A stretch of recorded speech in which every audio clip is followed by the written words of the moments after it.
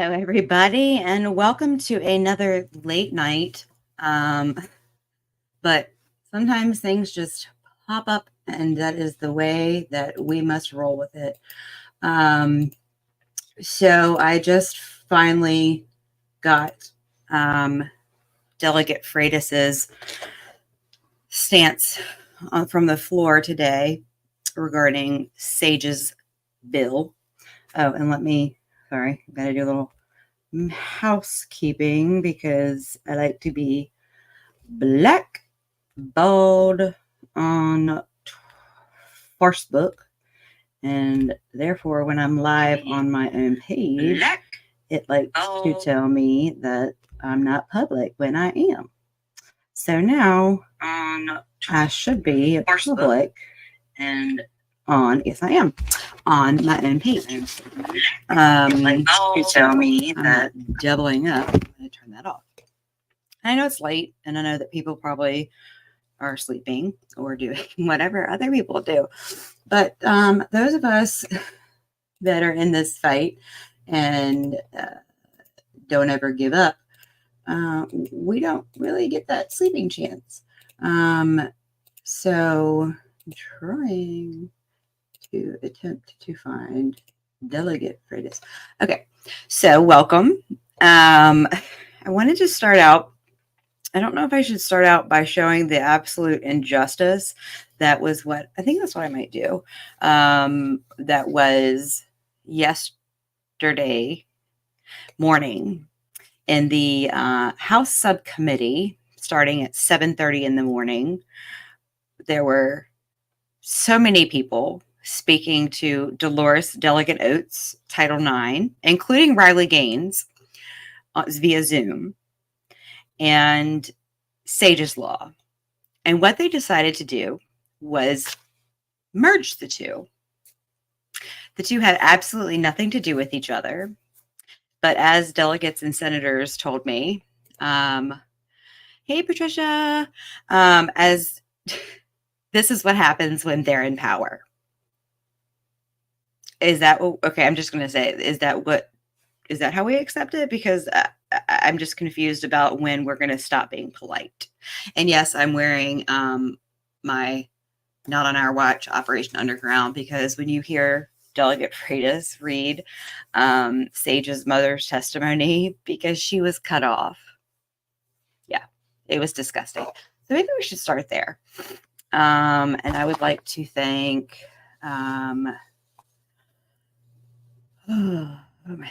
Laura Hanford with, let's see, she is with, I don't know. She's amazing. If you don't follow her on Twitter, but she is with Virginia Freedom. I can't think of it right now, but she's amazing. And so I would like to thank her for sharing this link on Twitter for me, so I didn't have to go through and crop it out myself. So if you go to, just so y'all know, if you go, I'll show you, you can just Google Virginia House of Delegates, and you can go to archived stream, and it'll have all of the adjourned old sessions. You can also go to what's live. If you want to watch it, you can't rewind, of course, with the live, but you can go back and record afterwards. So what you would do is, if you wanted to find, it would be yesterday, the 6th at 7:30 in the morning, you would go here and you would be able to pull up all the stuff under open government, freedom of information is archived. And so I sat from 7:30 yesterday until 10:30. But let's see. Online, I see Intent may be construed to permit the censoring of books in any public, elementary, or secondary. Okay, so we started out with Cousins, who carried Hashmi's redundant book thing, which every school is already doing, because we've all had the fight of whether books and curriculum apply. So what the point of this was. And I was in the Senate reading that Iran porn Van Valkenburg, and he loves me, so I'm going back tomorrow. So school credits. And so this. And that's basically what case it. From the I do initially. The United States women's national team, which won. So we're just waiting to see who's online. All right. To reject this bill and Bill 6. okay. HB 1120. Hello, thank you, Madam Chair. And Well, just give me a moment and we'll make sure she goes first. Thank you very much. So at 8:08 a.m. Is when this came up. Okay. You may close the roll. That was stricken 7-0. All right. Now we would like to do, we'd Listen. like to hear testimony on two of our bills together. I see that Delegate Freitas has joined us. So this is the moment where in the chat, where when you sign up to speak, all of us are going, what the hell? What the hell? Like, why are we speaking on two bills together? Two very important bills, which would be Title IX, sports, and SAGE, which meant that our 1 minute was now condensed. So what happened? What you had to either pick or choose, or it was. Meanwhile, I'm like writing like Mark Early, Delegate. I'm like writing Nick Freitas, and I'm like, what in the hell is going on? And Yes, there he is. We would like to hear together HB 670 and HB 1120. And I believe we have both patrons here. So Delegate Freitas, if you would like to tell us a little bit about your bill. HB okay, you've been around long enough. You know it's Freitas. 670. Thank you, Madam Chair, members of the committee. I do have a quick line amendment, if that would be possible. Go right ahead. Tell us about your amendment. And that would be on line 23, strike the word or and add the word and. I'm sorry, line 22, strike the word or right after incongruence and add the word, insert the word and. Can I have a motion to accept the amendment? And second? It's been moved and properly seconded to accept the amendment. All those in favor say aye. All right, so let's hear about your bill. Thank you, Madam Chair, members of the committee. This bill has become known as SAGE's Law, and it deals with respect to what are the appropriate courses of action which should be taken by a school when a student suggests to a school employee that they are dealing with gender incongruence. I have the story here with respect to SAGE. If at all possible, since we're hearing both bills at once, if it would be possible maybe to have somebody testify to that specific story, because I think they could do it far more justice than myself. But to the extent of what the bill does, with the amendment, it essentially says that each public elementary or secondary school principal or as a designee shall, as soon as practicable, inform at least one parent of a minor student enrolled in such school if such minor expresses to any individual who is employed in such school that such minor is experiencing gender incongruence. Now, originally it said or, and then it listed other things that would have to be done. The reason why we put and in there is because we're trying to create a situation where we don't think a school employee should be obligated to immediately pick the phone and call a parent if they hear something in passing or a student just comes up to them and says they're dealing with this. Now what we're trying to do is we're trying to create a threshold for when the school is now preparing to essentially affirm that or make other such changes. So I will say this just real quick to interrupt is that they're attempting to get this through to make it happen. Not pandering, but is that it is an approach to get something through, but it is if we're going to fight parental rights, which I'm going to go through quickly at the end, is that, and I commend him 100%, but is that these people, it's a black hole. Remember, you feed a black hole, it gets bigger until it swallows you up. So I just wanted to toss that in there. So for instance, now that it says and request that any such employee participate in social affirmation of such minor's gender incongruence or the transition of such minor to a sex or gender different from the minor's biological sex while at school. So that and or may seem simple, but it's a little bit more significant than that, because again, what we're trying to get at is when the school now makes a positive decision that we're going to affirm this decision in the student, that's when a parent needs to be notified.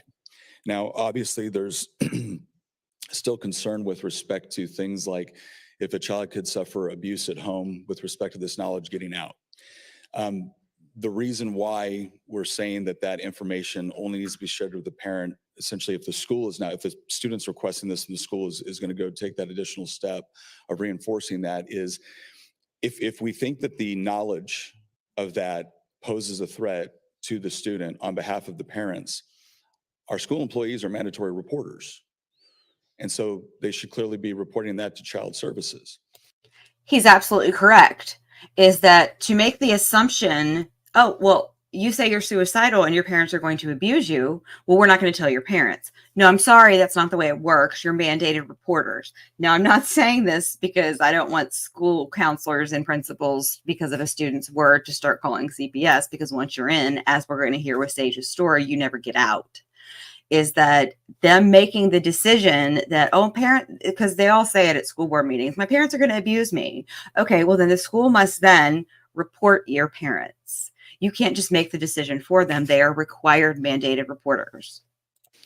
If they don't believe that the parents actually pose any sort of threat to the child, then we think it's appropriate that the parent be notified before the school takes positive action to change what it is they're going to do within the school system with regard to their child.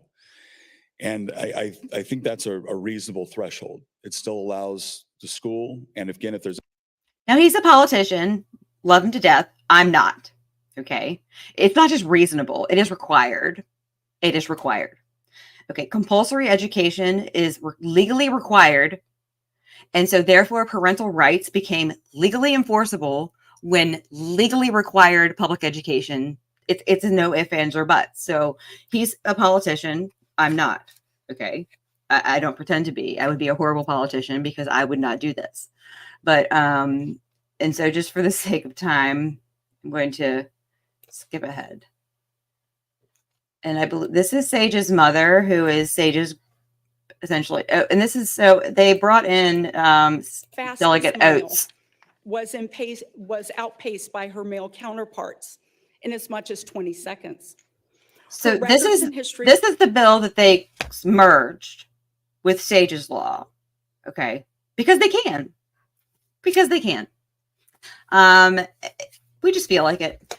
So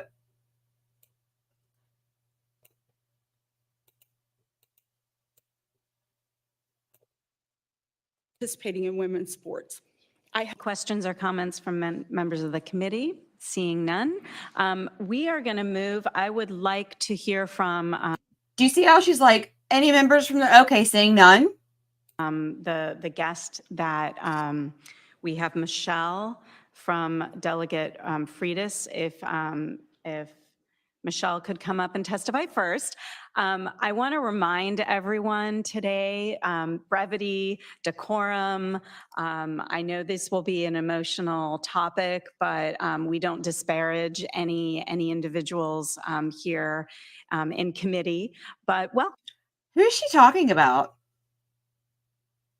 Welcome. Thank you. Good morning. I am Michelle Blair. I'm Sage's mom. Sage calls me Nana because I'm also her grandmother. I adopted Sage after my son passed away in 2007. And by the time I was able to bring Sage home, she had spent more than a year in 6 different foster homes. But worse trauma was to come because no child should ever have to go through the horrific ordeal Sage did.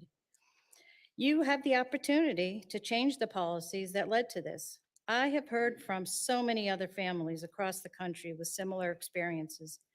Democrats, progressives, Republicans, religious, non-religious, LGBTQ, it doesn't matter. We are all in the same boat. We are parents who love our kids and we want to keep them safe. When Sage started high school at 14 and decided to say she was a boy, like most kids who identify as trans, she struggled with mental health issues. She had been hospitalized that summer and was still being treated. She was fragile. I told the school all this, but they left me completely in the dark and immediately affirmed her, using a male name, male pronouns, telling her, a tiny girl, to use the boys' bathroom, with even giving her transgender website she could secretly access on her school computer. And they never told me. She was- Thank you. If you could wrap up your Yeah. comments, we're giving everybody a minute. Okay. I'm sorry. Excuse me. Everybody that what in a normal world is that somebody would have said, who here is going to surrender their time? There was a line, and I promise you is that everybody would have surrendered their time. Well, Sage has a lifetime of healing. She's got neurological damage because she ended up being sex trafficked from Virginia to Washington to Maryland, where the FBI did rescue her. And unfortunately, because she was going by a boy's name, Maryland judge put her in a male children's home. And the story just gets to the point where she was rescued again, but she went through stuff that never should have happened. And I speak for thousands of other parents because this really, really doesn't have anything to do with, other than just tell me what's going on with your child. That's all. Thank you for your testimony. Thank you. And for making the journey here. So we will have quite a bit of testimony, She traveled 2.5 hours. I'm sure. Please keep your comments to less than 1 minute. So if we, Oops, Freudian slip, 1 moment. Oops, I mean 1 minute. So, and I'm not trying to, you can go through and watch this yourself, is that there was a horde of comments. Okay, first, and then we start, oh, there's my favorite attorney from the ACLU. Similar to one currently being challenged in West Virginia, and we should at least wait until that decision comes down. Thank you. We oppose.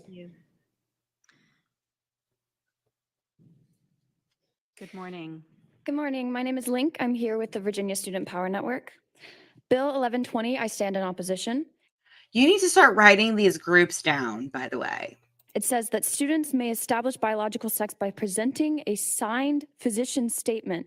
Not only do the semantics clarified in this physician statement disqualify intersex people, they also blatantly discriminate against those who can't afford a physician. I'm from Harrisonburg. I know people who have to stay home with the flu when they can't afford to get a statement. They have unexcused absences.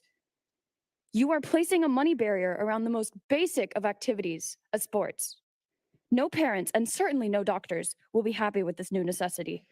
And selective enforcement of this bill will make it so that only queer presenting students will have to get this, which forcibly outs them in the process. Do not get this mixed up. This bill is Actually, by the way, Tink or whatever your name was, there's currently a bill, a legislation about to go through where every single student participating in public school sports has to get a mental health evaluation from their doctor. Boom. Sorry. Let's skip you. Women who are trans hurts all women.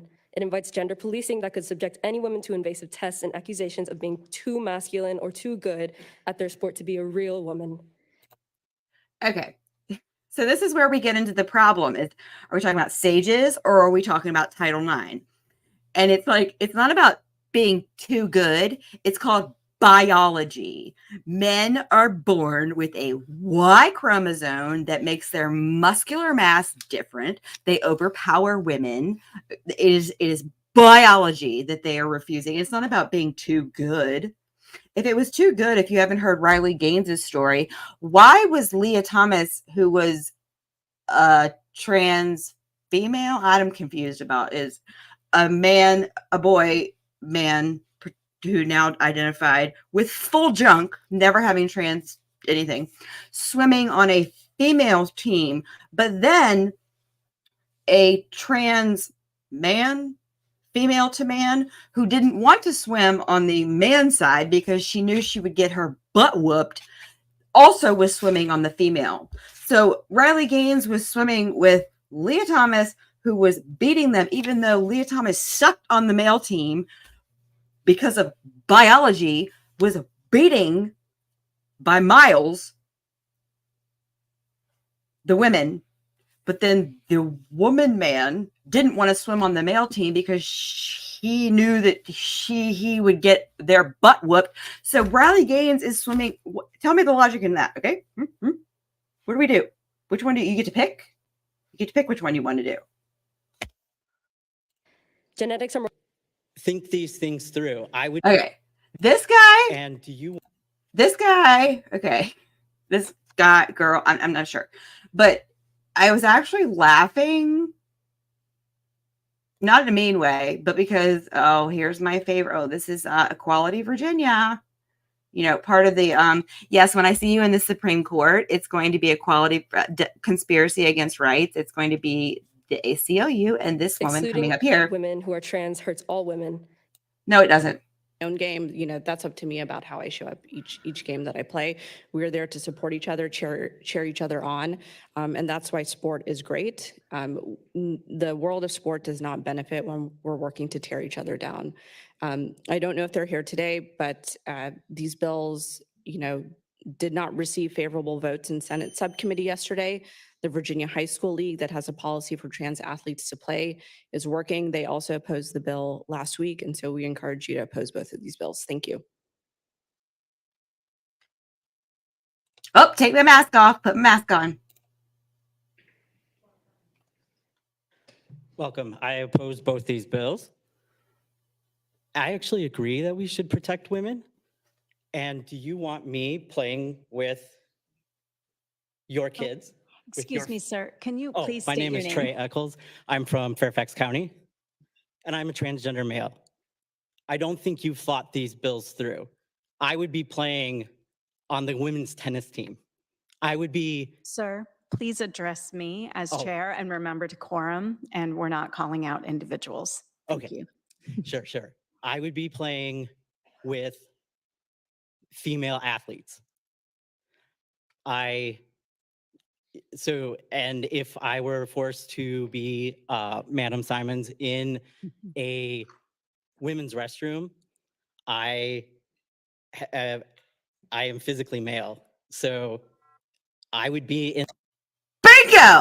Bingo. So right there, this guy is absolutely clueless because he pointed out all the exact problems. So let's skip this one. And we're going to go straight to Delegate Freitas today, taking his stand. Bravo. And again, you can pull this up the way that I showed you. And if you go to, it's all the way at the end. You can see the timestamp is 12:30 p.m. But the part that I had the biggest problem with, Hold on. Appreciate that. Delegate from Culpeper, Delegate Freitas. Thank you, Mr. Speaker. I rise for a point of personal privilege. Delegate has the floor. Thank you, Mr. Speaker. This is the time of year where... How he read this, I will give him this. Without sobbing, he has all daughters. Or rage, I don't know. But I will give him a bravo for being a politician because I would be a Bobart in this moment.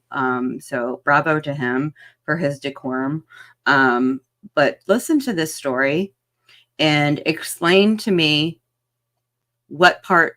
I don't think people want to hear the whole story. So he's going to read what the mother was not allowed to read yesterday because she was cut off. Bills got to move fast through committee. And sometimes our bills die quick deaths. And I remember one of the first things that I was told when I got here is don't fall in love with your bills. And it's a good thing to keep in mind because this is a process, and like we like to say, the Commonwealth has been around for over 400 years, and it'll probably survive another year without your bill, and I can appreciate that. What I don't quite understand, though, Mr. Speaker, is why in a subcommittee, two bills, which essentially had nothing to do with one another, They were not bills that you could have incorporated into one another effectively without getting a challenge from our esteemed colleague, Delegate Orrock, on germaneness or single issue. And yet, they were brought together for the purpose of testimony. And this obviously confused a lot of people that had arrived to testify, both in person and online. But the part that I had the biggest problem with is that a mother who had driven 2.5 hours to be able to share her story, and for which I made my comments very brief in order to allow her for more time, didn't get the chance to share what she would have liked to. And the bill she was therefore not passing, the only thing I can really do for her at this point is read it right now. So the body will indulge me. I am Michelle Blair, Sage's mom, otherwise known as Nana, because she is also my granddaughter. I adopted Sage after my son passed in 2007. By the time I was able to bring Sage home, she had spent more than a year in 6 different foster homes. She had a lot of trauma to recover from, but what she went through as a young girl was far, far worse. No child should ever have to go through the horrific ordeal Sage did. And I'm glad you have the opportunity to change the policies that led to it. And you have the moral obligation to ensure that no other child suffers as she did. I have heard so many other families across the country who have lived similar experiences. Democrats, progressives, Republicans, religious, non-religious, LGBTQ. It doesn't matter. We are all in the same boat. We are parents who love our kids and want them to be safe. Please listen to me, not as politicians, but as fellow parents. Sage started high school at 14 and decided to say she was a boy, but didn't tell us, her parents, even though we had supported her gender nonconforming style. Like most kids who identify as trans, she struggled with mental health issues, which had hit hard during puberty and COVID. She'd been hospitalized that summer and was still being treated, and she was fragile. I told the school all of this, but they left me completely in the dark and immediately affirmed her using a male name, male pronouns, and telling her, a tiny girl, to use the boys' bathroom, even giving her transgender website she could secretly access on her school computer. And they never told me. Less than 2 weeks after school started, she was assaulted in the boys' bathroom. She was being severely bullied with shoving, harassing, and threats of violence, rape, and death. I am a volunteer at CASA, a court-appointed special advocate for children. I am trained in how to support children experiencing trauma and mental health issues. Had I known what was going on at Sage's school, I would have had a chance to step in, but by keeping such critical secrets from me, they robbed me of the opportunity to protect my beautiful child. Sage herself told me about the assault 2 days later. We tearfully sat on the floor together, and I said we'd figure it out, but it was like something had broken. And in that night, terrified of the bullies, threats to her and us, she ran away, right into the hands of a sick predator who drove her to DC, where she was taken by sex traffickers to Maryland. She was drugged and raped over and over until the FBI found her in Baltimore 8 days later and called us late that night to come and get her. Early the next morning, we arrived to bring her home with our back seat full of her stuffed animals and blankets, but we were turned away and sent before a judge, and we had no idea why.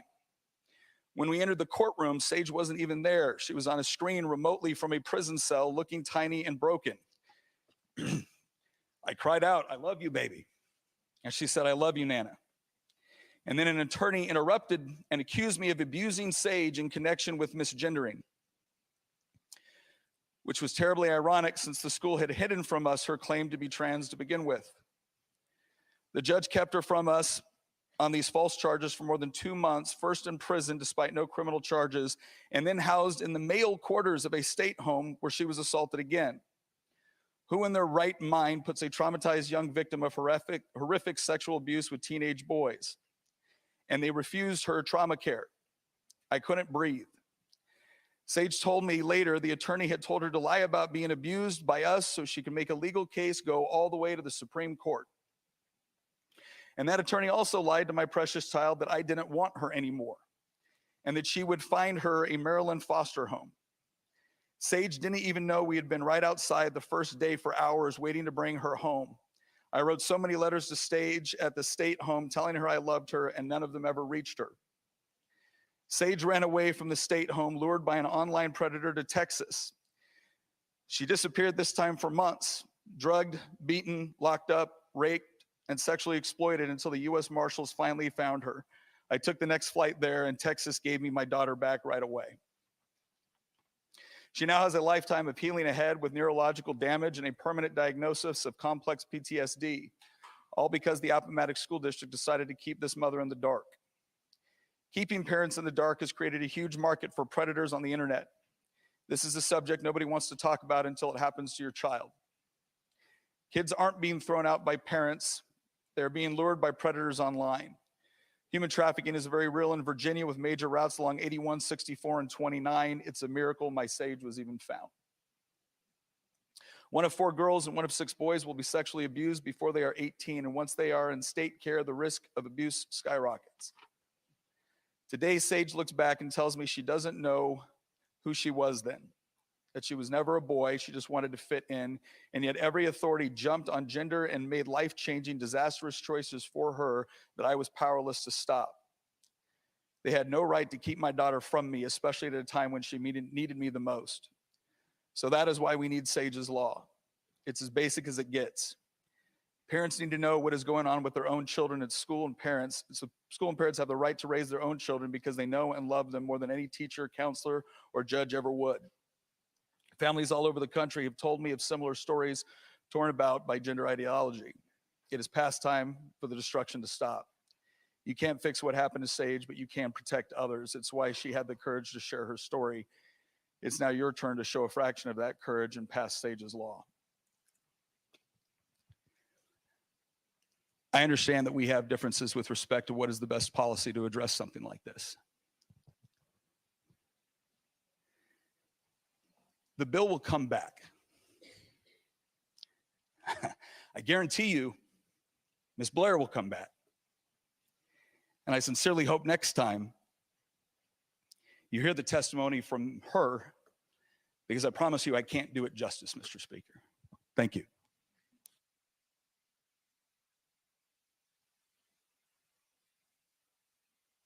Do you notice all of these people standing and applauding, and they muted the applause?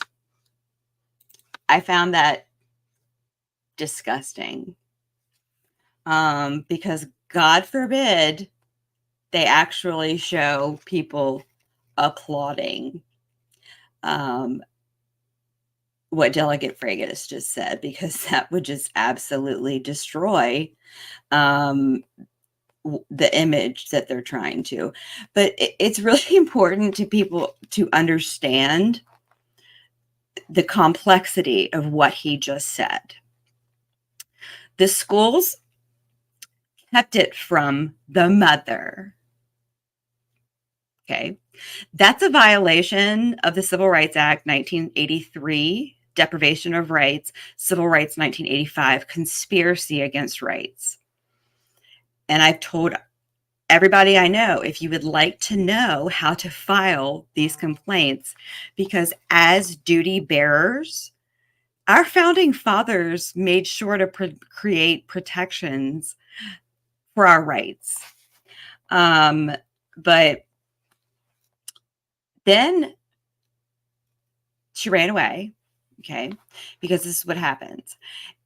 And then she is child sex trafficked. This is truth. This has been widely known that nobody wants, is that this is what I used to do prior to COVID. This is how I became good at this, is researching. You want to be scared? You research child sex trafficking in the state of Virginia. Judges, Commonwealth's attorneys, Stafford. That's when you're scared, is when you watch your phone being hacked because you're researching. And she's absolutely right. The Spotsylvania-Fredericksburg corridor is the #1 spot between Miami and Canada, where these children are jumped on 2 minutes later off, and they disappear into nowhere. And this is what Virginia, they're like, oh, well, we don't know what you're talking about. Nobody wants to actually, but is that when you listen to that story, I really want to be like, what part of this? Okay. They lied, told her to lie. The complexity of that story is what people don't want you to hear. And so what I've done so that you don't have to continuously look. If you're on YouTube right now, then if you're not, then it's very easy to find Parent Team 6 YouTube. And I went ahead before this. We are live right now here, but I have uploaded Delegate Freitas's Thank you, Mr. to our Speaker. I rise for YouTube point of personal channel. privilege. Delegate has the floor. And I did not do such to further anything other than for people to have quick access. And so, like I said, it is Parent Team 6 on YouTube. It's easy to find. And there's education truth. You may not like it or not, but it is what it is. But I've uploaded it. It's easy to share. I don't care if it's not about recognition or not, but people need to have readily access because these things do disappear from the archive sites. And so that is there again, right here, Delegate Freitas on our Parent Team 6. It is new. And it's there for you to access if you'd like to share it. I also will screenshot and upload the disgusting misjustice done yesterday regarding Title IX, including with Raleigh Gaines, my comments and everything for everybody to have here. But again, you can access these things. You just have to want to go look for them, and you'll be shocked at what you find. And just in closing, to confound is that they have made social workers in schools mental health professionals. Okay. They think this is a great idea, which is a piece of the puzzle that people are missing. Okay. Is that the people that work for CPS who come and take your children are now in schools as mental health professionals. So you now only have the psychologists, you have the counselors, you have the teachers. Now you have social workers. Okay. These people are all mandated reporters abusing our children in loco parentis, which means they stand custodian and guardian. That's like the rapes, the beatings, and all the other stuff I've been talking about. But we, the parents, are sitting at home with people mandated reporting on us, and we have no way of reporting on them. So it is so big and it is so vast. But is I wanted to show you, and I've done numerous shows on this clip.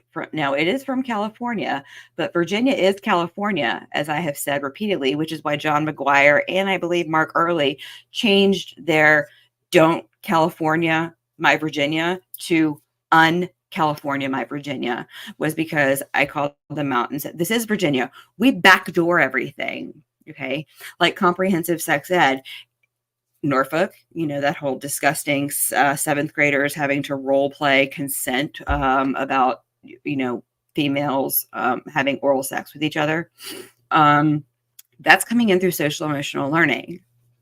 Other states write full bills, not paragraphs, handed to the Board of Education to then create, which is a violation of the Virginia Constitution because the General Assembly has the ultimate authority. If you backtrack history, back during Doug Wilder, everything used to go back to the General Assembly, not straight from the Board of Education into schools. It's unconstitutional. But we're the only state that doesn't really write bills. We also have no oversight, which I stated yesterday. But this video here, okay.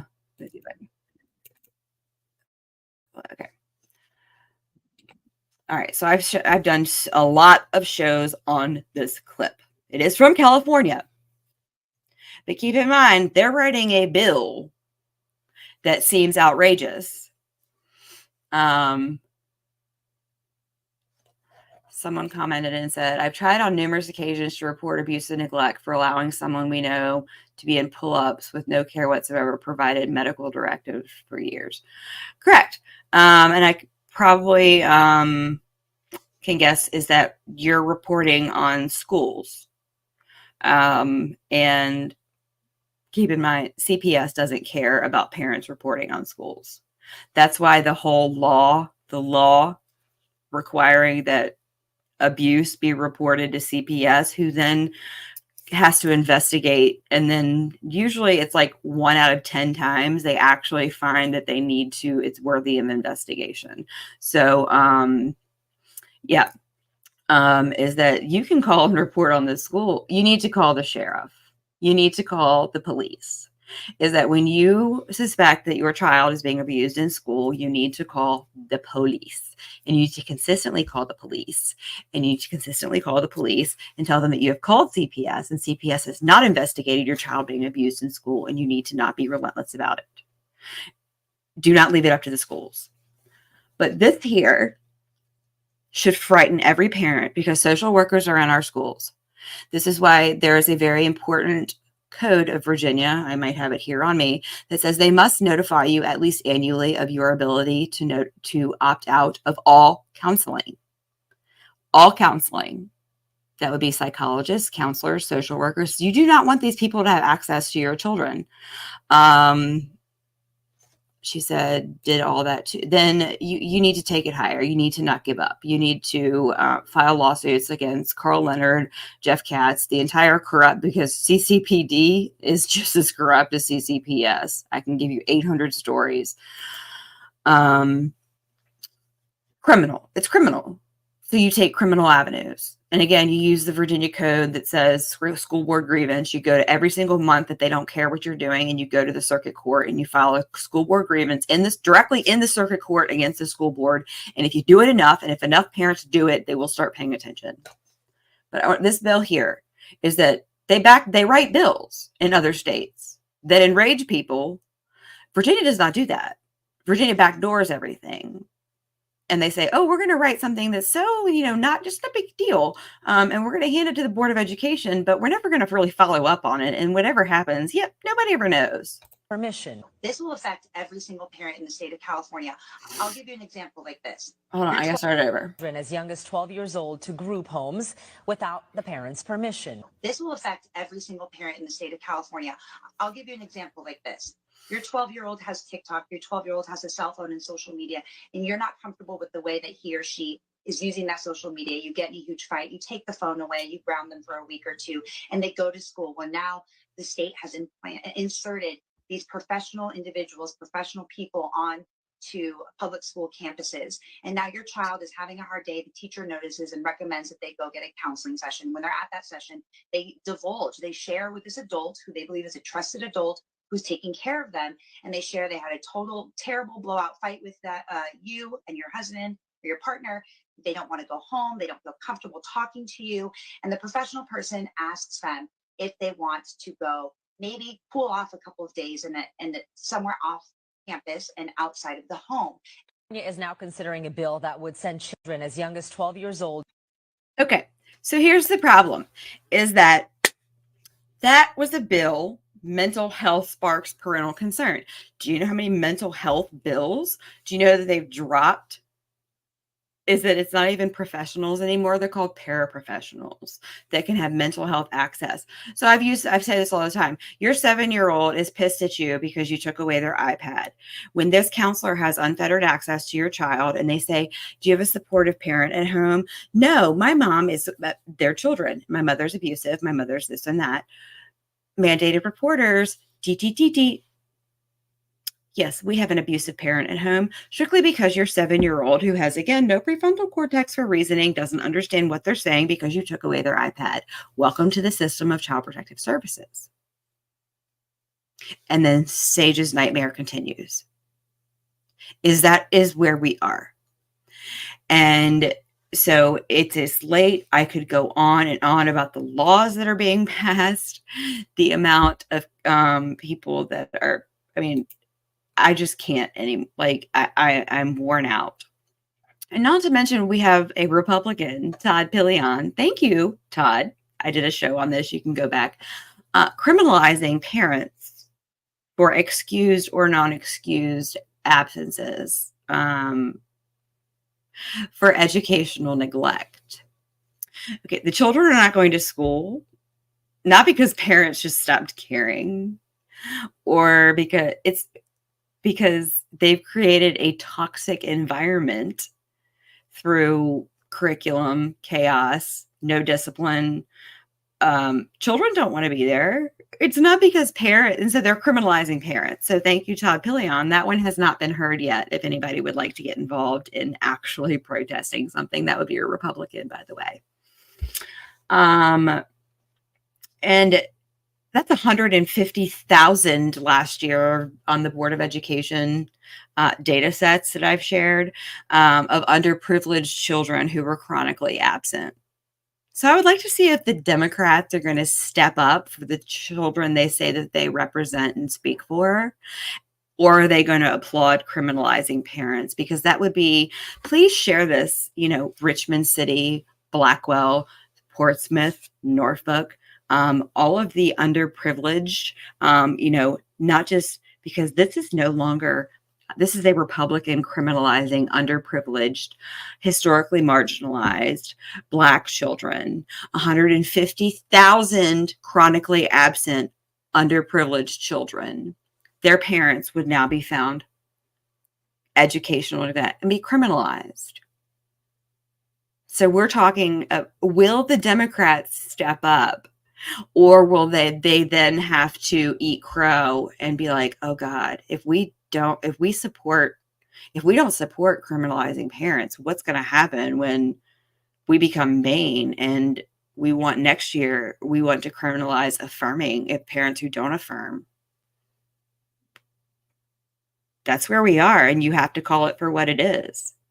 So you don't actually speak, because I can guarantee you that this is probably going to pass, and that the Democrats are not going, they're going to say, well, we can't not criminalize parents, because next year, if we don't criminalize them for this, then how are we going to criminalize them for affirming?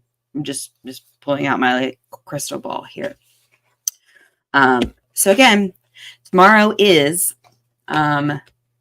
Senate with, Van Valkenburg. He and I just feel like we have this warm, fuzzy feeling. And I just really can't wait to see his shining face again tomorrow.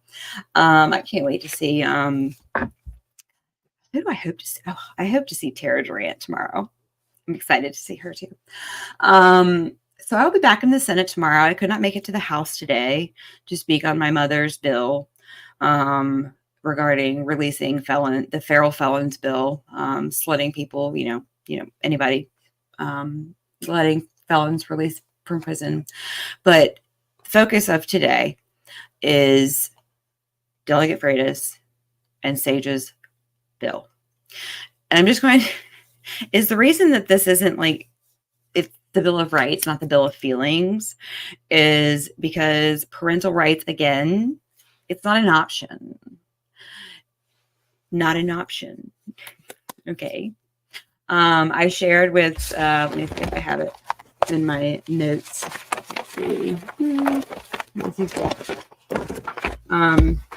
Is that it would be Parham DJR in 1979, the statist notion that the rights of parents should be removed because of supposed abuse of some is repugnant to American tradition. So there's that whole thing. And tomorrow, actually at noon, I will be on Freedom Hub talking about constitutional common law and why that is the deep state's biggest enemy. So I just remembered that. It's on my calendar too. So guys, understand the law and fight for it. File, 1 or 2 OCR violations, learn how to file. Join me in the Supreme Court, because I'm building the most epic case ever. And if I have to go alone because I had to pull my children because my rights under 1983 and 1985, conspiracy and deprivation of rights, that would be color of law. Conspiracy against rights, Title 18 USC Section 241 makes it unlawful for, this would be conspiracy.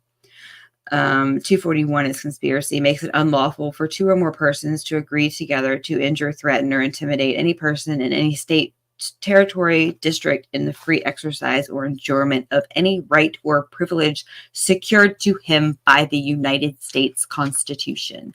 1978.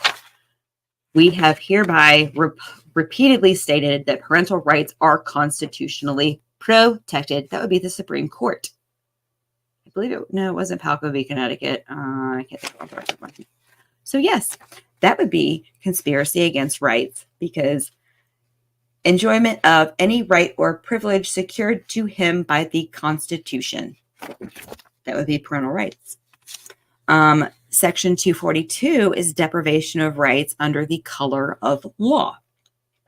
Section 242 of Title 18, this is again civil rights. It's just a different wording of it. Makes it a crime for a person acting under color of law, that would be your school board, to willfully deprive a person of a right or privilege protected by the Constitution of the Constitution or laws of the United States. And just so you know, is that I have a wonderful article written by the School Counselors Association. No, I'm sorry, the School Board Attorney Association. The actual the court case is called, it's Monell, Monell, in which the Supreme Court affirmed that yes, you can sue your school board members as individuals and not have to cut through the bureaucratic tape. But is the question of, are we going to do it? Do we need Sage's Law, or are we going to actually rise up and be Americans? So I invite Sage's mother or anybody that wants to actually step up and fight and not wait until another legislative season, another year goes by, because in case you didn't know, the dignity policy does not protect parents if you haven't read it, because they use Virginia code to override the constitutional rights of parents, which is doesn't happen. So with that, good night. Thank you, Delegate Freitas. Thank you for speaking up. And we can't do this alone. We must do this together. And that's what Parent Team 6 is about, fighting this together. So I will see you, probably not, but I will see everybody else. And Van Valkenburg, can't wait to see you tomorrow. And I hope I see Hashmi and Mamie Locke, and her face. She is so happy. I love seeing Mamie Locke. It's like this. But I will be in there speaking truth on both sides of the aisle, doing the Cupid shuffle, to the right, to the right, to the left, to the left. Because education truth, if you're not speaking truth across both aisles, you are doing it wrong. So on that end, peace out. Have a great night. Not on our watch. And I think, I'm going to close us out with my Sob It Out song.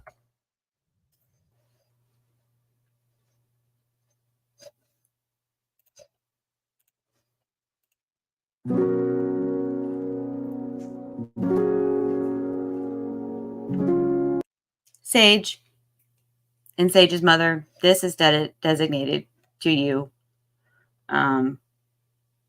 We haven't forgotten. You are not hopeless. We will find it. We will have an army, and we will save you. Whoop.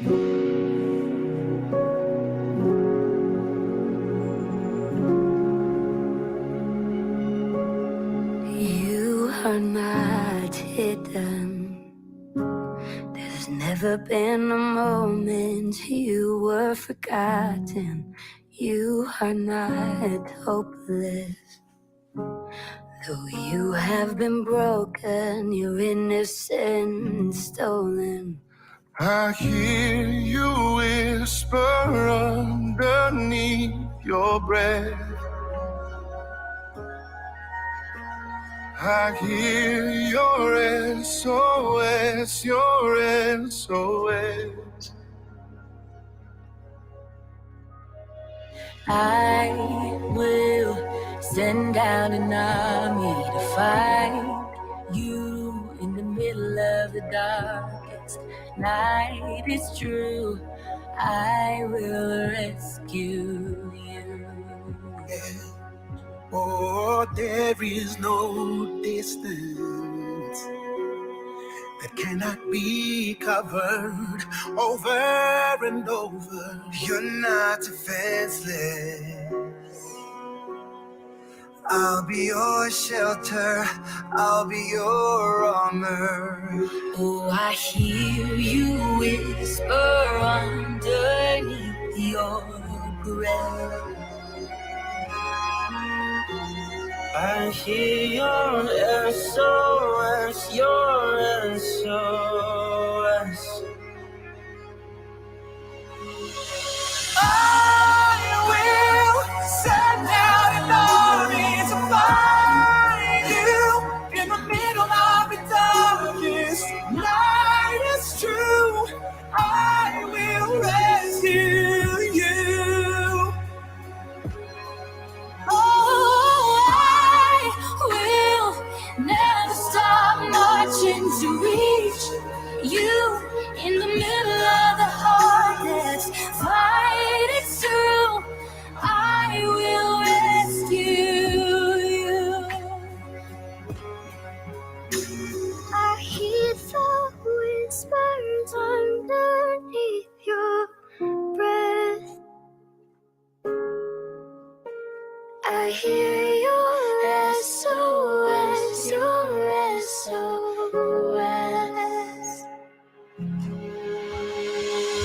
I will send out an army to find you in the middle of the darkest night. It's true, I will rescue you. I will never stop marching to reach you in the middle of the fight. It's true, I will rescue you.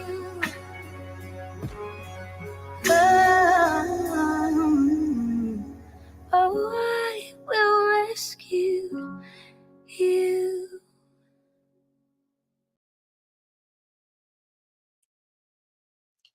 So that concludes our night.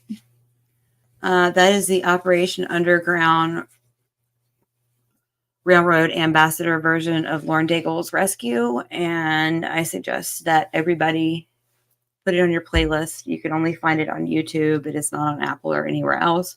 And listen to it when you need a reminder of what we're fighting for. On that note, have a good night, guys. I'll see you later.